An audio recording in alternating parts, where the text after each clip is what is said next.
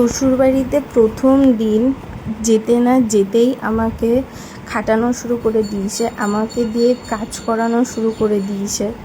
তোমরা কি ভাবলা আমি এটা বলবো? আরে না না, একদম না, চিল।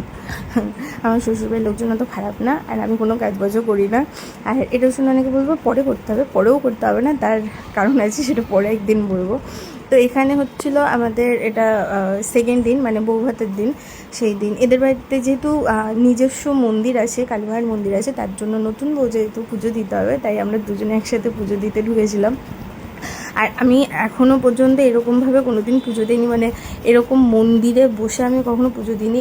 এই পুজোগুলো তো অন্য রকমের দিতে হয়, ঘরে পুজো অন্য রকম দিতে হয়, তো ঘরে পুজো দিয়েছি, বাট এরকম পুজো দিইনি।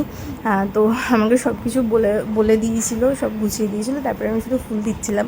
আর আমি এতটাই ছোটো মানুষ, আমার হাতও যাচ্ছিলো না। তো তারপরে প্রণাম করতে যাব, তখন বললো যে সামনাসামনি প্রণাম করতে নেই, সাইডে প্রণাম করতে হয়, অন্যদিকে মাথা দিয়ে। এটা কি কারণে আমি জানি না, আমি প্রত্যেকবার প্রণাম করি, সামনাসামনি প্রণাম করি। তো তোমরা যদি জেনে থাকো যে এরকম প্রণাম কেন করে, তো আমাকে অবশ্যই কমেন্টে জানিও।